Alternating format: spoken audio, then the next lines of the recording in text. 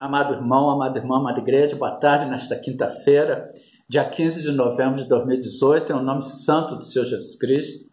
Mais uma vez o Espírito Santo de Deus nos manda trazer uma palavra edificadora e principalmente exortadora para o amado irmão, para a amada irmã e para a amada igreja. Mas primeiramente nós queremos pedir perdão àquelas pessoas que nós porventura tenhamos magoado, machucado, ferido, ofendido, que nos perdoe em nome de Jesus. Nós queremos pedir perdão ao nosso Deus por todos os pecados por nós cometidos, na certeza de que Ele estará nos ouvindo dos céus, nos perdoando por todos os pecados e sarando toda a nossa terra em nome de Jesus, conforme nos promete no livro de 2 Crônicas, capítulo 7, versículo 14b. Então eu ouvirei dos céus e perdoarei os seus pecados e sararei a sua terra em nome de Jesus. E hoje, mais uma vez, nós queremos abraçar, parabenizar, cumprimentar todos os aniversariantes desta quinta-feira, de amanhã, sexta-feira e do sábado, que completam e comemoram mais uma data natalícia. Que grandes bênçãos de Deus se estendam sobre todas as vossas longevidades terrenas, saúde e paz em nome de Jesus. E hoje, amados, nós vamos voltar a um tema que já falamos, e é um tema muito citado nas congregações, sobre a doença de Ezequias e a sua cura maravilhosa. Está escrito no livro do profeta Isaías. Nós vamos ver Isaías do capítulo 38, dos versículos 1 ao 6 e do versículo 17 ao 19. Portanto, vejamos. A doença de Ezequias e a sua cura maravilhosa. Ezequias ficou doente, certamente. A origem das doenças vem do coração, vem dos procedimentos. Ezequias, como rei de uma nação, certamente que ele tinha muitos problemas, que ele tinha muitos desafetos. E isso, irmãos, a pessoa, se não guardar o coração, a pessoa se ficar com mágoa, com ódio, com ressentimentos, se ela andar por caminhos tortuosos, ela só vai colher aquilo que planta. Conforme está escrito em Gálatas, capítulo 6, versículo 7. Não erreis, Deus não se deixe escarnecer, porque tudo que o homem semear, isso também se fará, e Deus não coloca doença em ninguém. Deus não tem prazer naqueles que descem a cova, naqueles que descem a sepultura, porque os que descem a sepultura não louvam ao Senhor. E o rei Ezequias, ele ficou doente, e Deus, ele ouviu as orações de Ezequias. Certamente que Ezequias, ele orando a Deus, ele chegou à conclusão de onde ele errou. Ele colocou no seu coração a intenção de melhorar o seu procedimento, de reverter toda aquela situação, e daí adveio a sua cura. É o que está acontecendo com muitas pessoas que estão hoje nos hospitais. Isso são frutos de mágoas, de ressentimento, de ódio, de falta de perdão, de falta de pedir perdão. Isso leva a pessoa aos leitos de hospitais e até à morte, amados. Portanto, vamos guardar o nosso coração, conforme está escrito em Provérbios, capítulo 4, versículo 23. Sobre tudo que se deve guardar, guarda o teu coração, que são o centro das emoções, porque dele procede as saídas da vida. São as nossas emoções, os nossos sentimentos, amados. Nós temos que guardar o nosso coração, que são os centros das nossas emoções, de onde muitas doenças, enfermidades, males provêm. Portanto, nós vejamos que está escrito nesta palavra do livro do profeta Isaías, capítulo 38, dos versículos 1 ao 6. Naqueles dias, Ezequias adoeceu de uma enfermidade mortal.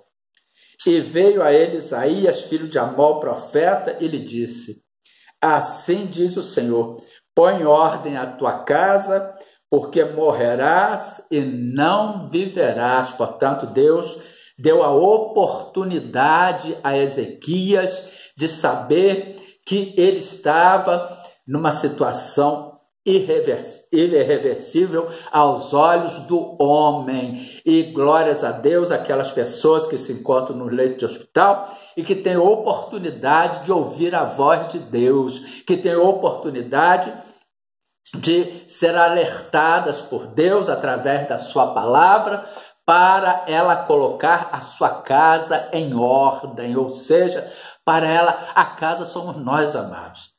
Em Hebreus capítulo 3, versículo 6, está escrito: mas Cristo, como filho sobre a sua própria casa, a qual casa somos nós, se tão somente conservarmos firme a confiança e a glória da esperança até o fim. Ou seja, se tão somente conservarmos firme a nossa fé. E Deus, Hebreus capítulo 3, versículo 6, e Deus deu oportunidade a Ezequias de colocar em ordem a sua casa, de colocar em ordem o seu coração, o centro das suas emoções, de arrancar de dentro de si todo ódio, toda mágoa, todo ressentimento, todo desejo de vingança, de chegar à conclusão de fazer uma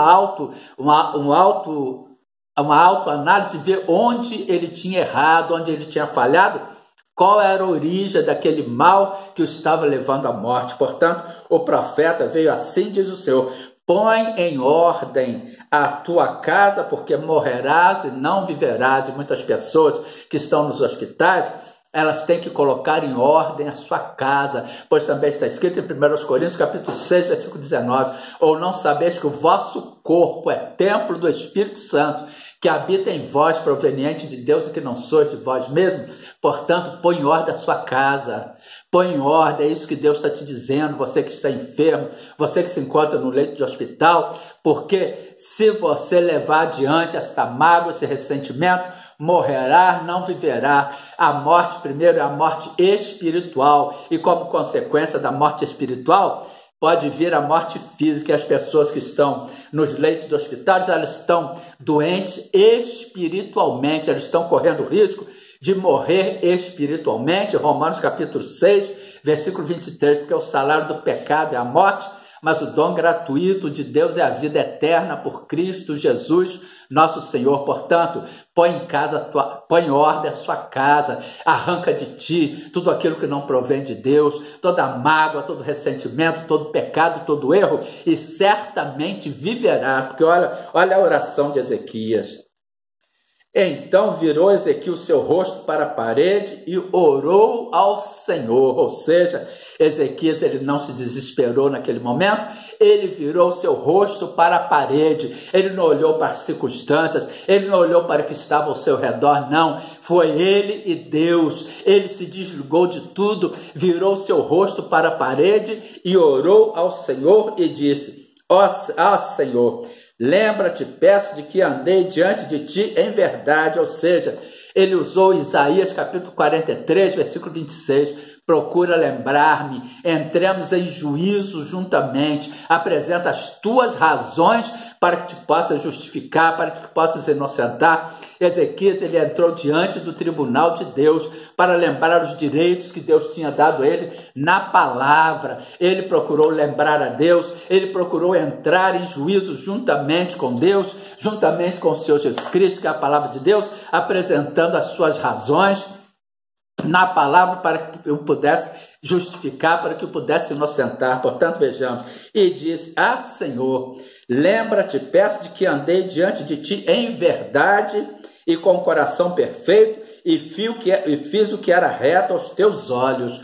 Portanto, Ezequias, ele colocou diante de Deus a sua situação, certamente que ele reconheceu o seu erro, o seu pecado, a sua falha. Certamente que nesta oração ele viu onde que ele errou, porque o homem, olha aqui, em verdade e com o coração perfeito, fiz o que era reto aos teus olhos. Ele procurou fazer o que era reto aos olhos de Deus, mas não fez. Certamente que tinha raposinha escondida por detrás desta morte, por detrás desta situação, por detrás desta doença, desta enfermidade. E isso veio à memória de Ezequias, porque olha aqui, ó, e chorou Ezequias muitíssimo. Primeiro ele orou, primeiro ele se desligou de tudo e de todos, virou seu rosto para a parede, orou e falou com Deus e apresentou a Deus as suas razões para que o pudesse justificar e inocentar, e depois ele agiu no emocional, ele chorou muitíssimo. E muitas pessoas que estão no leito de hospital, elas primeiro choram muitíssimo para depois pensar em buscar a Deus, para depois pensar em abrir o seu coração de Deus, entrar diante do tribunal de Deus, orar, apresentar as suas razões a Deus e buscar nelas onde elas estão errando. Porque Ezequias aqui, ele descobriu onde estava o erro dele, porque ele chorou muitíssimo, porque ele viu que ele era um pecador, que ele era falho, que ele estava colhendo fruto das suas semeaduras. Então veio a palavra do Senhor a Isaías dizendo: vai e dize a Ezequias. Ezequias tocou o coração de Deus. Assim diz o Senhor, o Deus de Davi teu pai: ouvi a tua oração e vi as tuas lágrimas. Deus ouviu a oração de Ezequias e viu o arrependimento de Ezequias naquelas lágrimas. Ele se arrependeu dos seus erros, ele colocou no seu coração a intenção de se consertar verdadeiramente com Deus. Eis que acrescentarei aos teus dias 15 anos. Livrar-te-ei das mãos do rei da Síria, a ti a esta cidade. Eu defenderei esta cidade. Ou seja, Deus falou que, além de acrescentar a ele mais 15 anos, livraria ele das mãos do rei da Síria. Ele vai te acrescentar mais tantos anos, mais muitos anos, te saciar com a sua longevidade com a sua salvação, conforme está escrito no Salmo 91, versículo 16, fazer com que você que se arrependeu, que reconheceu a sua falha, que pediu perdão, que na velhice ainda dará frutos, serão viçosos florescentes, conforme está escrito no Salmo 92, versículo 14, e defenderá toda a sua cidade, todas aquelas pessoas que ele colocou debaixo da sua autoridade espiritual e ministerial. Agora vamos lá para o Isaías capítulo 38, versículo 17 ao 19. Eis que para a minha paz eu estive em grande amargura, ou seja, sofrimento forte de dor, tristeza. Ele, para a paz dele, ele teve que passar por aquilo, porque para ele ver onde que ele tinha errado, para ele colocar no coração dele que ele precisava se consertar e pedir perdão. Ele esteve, eis que para a minha paz eu estive em grande amargura, ele esteve em grande sofrimento forte de dor, em grande tristeza.